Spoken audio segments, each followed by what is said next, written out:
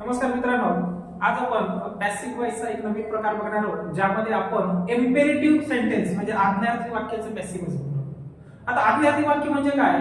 असं वाक्य ज्यामध्ये आपण कुणाला तरी कसली तरी आज्ञा दिलेली असते.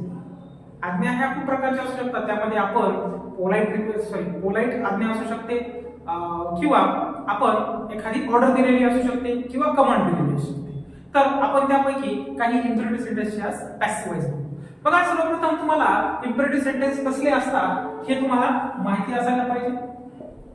त्यानंतर नंबर 2, तुम्हाला पॅसिव्ह व्हॉइस मध्ये त्याची नेमकी रचना काय आहे हे समजायला पाहिजे. सर्वप्रथम आपण काही इम्पेरेटिव्ह सेंटेन्स बघूया. सोपे इम्पेरेटिव्ह सेंटेन्स हे साधे आज्ञा दिलेले असतात. अशा वाक्यांमध्ये हे आज्ञा कशा असतील आपण बघूया, जेणेकरून आपल्याला समजेल की हे नेमकं कसं सॉल्व्ह करायचं. उदाहरणार्थ बघा, तुम्हाला मी काही वाक्य सांगतो, त्यानुसार आपण याची फॉर्म्युले बघू. उदाहरणार्थ आहे open the door. Open the door. दुसरं वाक्य आहे give me the glass of water. तिसरं वाक्य बघू आपण, सिट डाउन. चौथं आहे गो देअर. बघा, या वाक्यामध्ये तुम्हाला काय कॉमन गोष्ट सापडते बघ. आपण वेगवेगळ्या वाक्याचे प्रकार बघितले आणि त्यांची रचना बघितली. यामध्ये आपल्याला सर्वप्रथम वाक्याची रचना पकडायची आहे. आपण जेव्हा पॅसिव्ह व्हॉइस केला त्यावेळेस आपण काही नियम फॉलो करतो किंवा वाक्य रचना फॉलो करतो. त्यापैकी सर्वप्रथम आपला नियम आहे काळ ओळखा वाक्याचा किंवा वाक्याचा प्रकार ओळखा. यानुसार आपण वाक्याचा जर काळ ओळखायचा प्रयत्न केला ते कुठल्या वाक्यातील काळ आहे? Open the door, give me the glass of water, sit down and go there.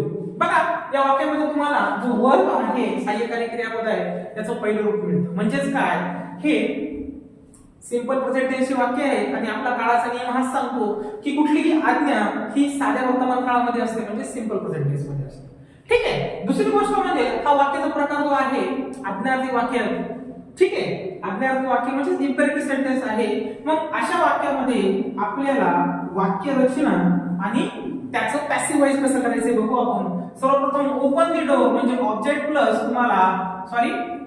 Verb plus object ही रचना तुम्हाला मिळणार आहे प्रत्येक सेंटेन्स मध्ये. आणि याची आपल्याला ज्यावेळेस पॅसिव्ह व्हॉइस करायचं असतं त्यावेळेस आपल्याला सर्वप्रथम 3 ते 4 नियम असतात. त्या नियमानुसार जो फॉर्म्युला बनतो तो बघू आपण. पहिला नियम असतो काय, वाक्याचा प्रकार किंवा काळ ओळखा, तो आपण ऑलरेडी ओळखलेला आहे.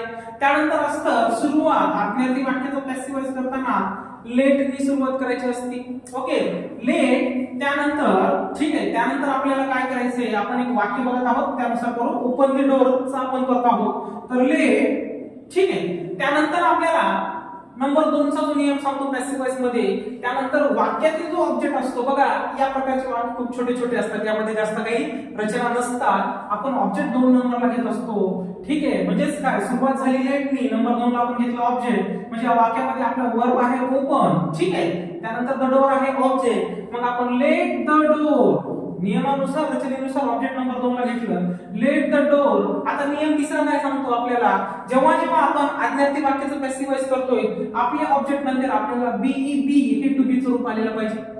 ठीक आहे. ही रचना आहे, हे व्याकरणाचे नियम आहेत, ते आपल्याला ऍज इट इज लिहावे लागतात. ते आपल्याला एकतर समजून घेऊन ट्रिक नुसार लक्षात ठेवावे लागतात किंवा लर्न करावं लागतात. मग आपण काय केलं नियमामध्ये बघा, लेट द डोर बी म्हणजेच काय, ऑब्जेक्ट लेट, त्यानंतर ऑब्जेक्ट आणि त्यानंतर टू बी चं रूप हे लिहिलं.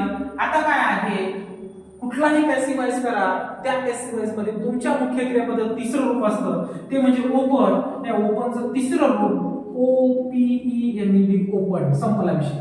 आता तुम्ही तसं यापुढे या वाक्यामध्ये बाय आणि सब्जेक्ट ही रचना असते का, तर या वाक्यामध्ये तुमचा जो कर्ता असतो हा लपलेला असतो. ठीक आहे. तुम्हाला वाक्य रचनेमध्ये पॅसिव्ह व्हॉइस मध्ये किंवा ऍक्टिव्ह व्हॉइस मध्ये तुम्हाला या ठिकाणी जर कर्ता तुमचा प्रश्नामध्ये म्हणजे ऍक्टिव्ह व्हॉइसच्याच वाक्यामध्ये लपून असेल, तर पॅसिव्ह व्हॉइस मध्ये सुद्धा तुमचा कर्ता लपूनच असेल. Let the door be open म्हणजे काय, याचा मराठीत अर्थ असतो दरवाजा उघडल्या जाऊ. ठीक आहे. त्यानंतर दुसरं वाक्य आहे give me the glass of water. या वाक्यामध्ये सुद्धा सेम रचना आहे. गिव्ह आहे आपलं वर्बने सुरुवात झालेली आहे. ओके. आता या ठिकाणी तुम्ही तसं मी काय आहे हे जे मी आहे बऱ्याच वेळेस आपल्याला डायरेक्ट इनडायरेक्ट स्पीच मध्ये सुद्धा असं वेळा लागतं. दोन ऑब्जेक्ट असतात, एक डायरेक्ट ऑब्जेक्ट असतो, एक इनडायरेक्ट ऑब्जेक्ट असतो. त्यापैकी the glass of water direct object आहे, तर मी हे इनडायरेक्ट ऑब्जेक्ट आहे. ठीक आहे, मग आपण या ठिकाणी काय बघतोय बघा, ऑब्जेक्ट जो आहे आपला डायरेक्ट ऑब्जेक्ट, जो आपला नियम सांगतो, नियम आहे सुरुवातीला लेट घ्या, लेट द, त्यानंतर आपला ऑब्जेक्ट आहे ना direct object, the glass of water. ठीक आहे, आता या ठिकाणी एक मजेशीर गोष्ट आहे, हा जो मी आहे, हा मी म्हणजे कोण आहे, त्या ठिकाणी आपला सब्जेक्ट म्हणून आपण घेऊ शकतो, let the glass of water be given to me. ही एक रचना आहे. ठीक आहे, काय केलं आपण, सुरुवातीला लेट घेतला, नंतर ऑब्जेक्ट घेतला, बी ही रचना घेतली नियमानुसार, टू बी स्वरूप आहे, त्यानंतर गिव, या गिवचं आपण काय केलं बरं, तिसरं रूप घेतलं. कुठल्याही पॅसिव्ह व्हॉइस मध्ये तुम्हाला वर्बचा तिसरा फॉर्म घ्यावा लागतो. ठीक आहे, त्यानंतर पुढचं वाक्य आहे परत एक अज्ञार्थी वाक्य, सिट डाऊन. छोटंसं आहे, वर्ब आहे सुरुवातीला, नंतर ऑब्जेक्ट आहे, सिट डाऊन छोटंसं आहे, एकदम छोटीशी फ्रेज म्हणलं तर चालतो आपण, लेट बी सिट डाऊन. आता तुम्ही म्हणता सर परत यामध्ये सब्जेक्ट आहे का, सब्जेक्ट नसतो अशा वाक्यामध्ये. नसतोयचा अर्थ असा नाही, असतो पण तो लपलेला असतो, इनडायरेक्ट असतो. शेवटचं वाक्य आहे गो देअर. परत या ठिकाणी आपण असंच लिहू शकतो, सुरुवातीला लेट बी, आता या ठिकाणी काय होतं, go went gone, gone there.